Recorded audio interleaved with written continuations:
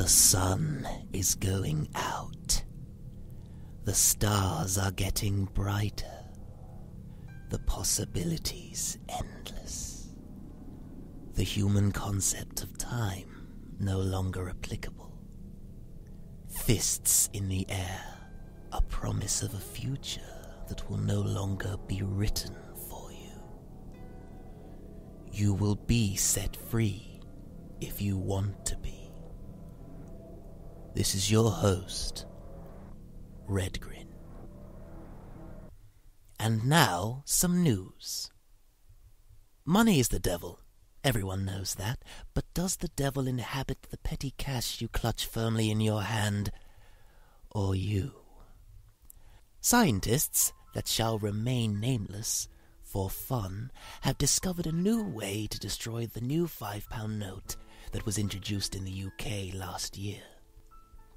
Not being content with pouring liquid nitrogen over them and splitting them into pieces with a carefully applied hammer, they decided to place the note in a beaker full of fuming nitric acid, a witch's brew of nitric acid plus dinitrogen tetroxide.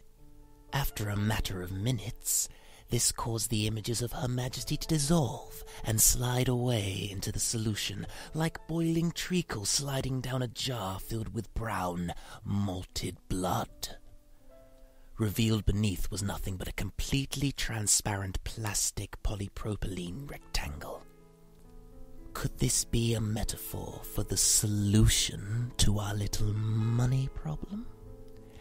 Take the elites away from their handed-down high places, dissolve them from necessity, so that we will finally be able to see, and live, and understand. Governments say that they believe in transparency.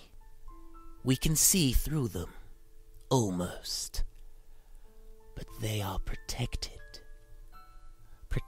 by their web of corruption, a web weaved by our misfortune, our need for light and heat, food, things that all humans require, even the elites. But the elites do not pay for their light and heat, their food, not really. We do. We always do. Because we just want to get along and live. Be happy. Once you remove the elites, our collective consciousness that we are all aware of, on some level, or on many levels, will no longer be stifled. This has been our top story.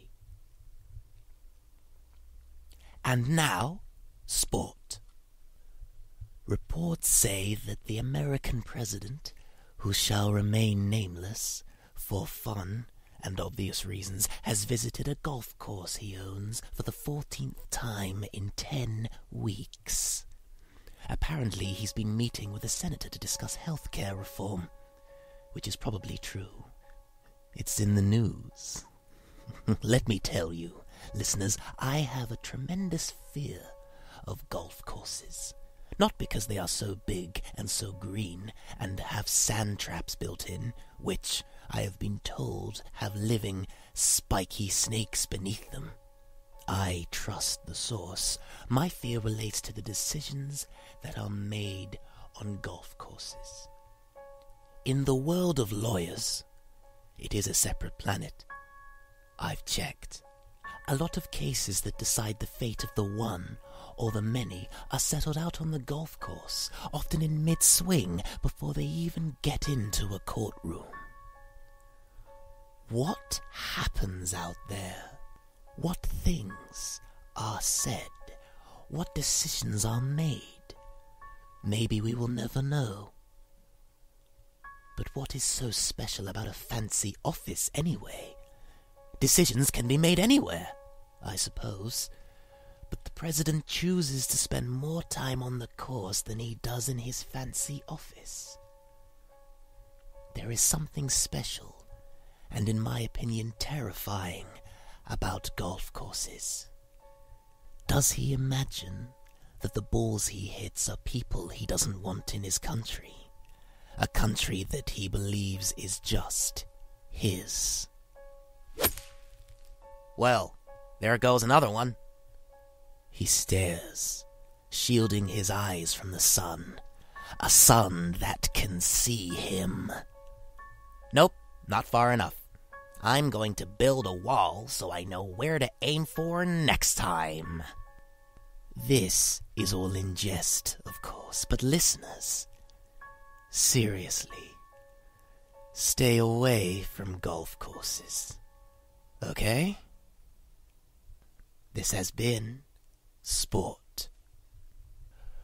Reports are coming in that tomorrow, on April 11th, 2017, there will be a pink moon. At first I thought the moon was actually going to be pink, but it turns out that the name derives from the Native American practice of naming full moons. I bring this up because a lot of people I know are scared of full moons. Well, not exactly scared, but different around them. Shifty, their sense of complete avoidance heightened, as if they are in the room that is planet Earth, and the moon is a giant elephant. Or, in this case, a pink elephant. A pink elephant is something you can see when you mix sage, onion, tears of joy, Pink Floyd's album, Dark Side of the Moon, this fourth one is particularly important for obvious reasons, something green and burnable, and the desire to transcend the physical. You can pick up any of these at your local store, but make sure and get the Pink Floyd album.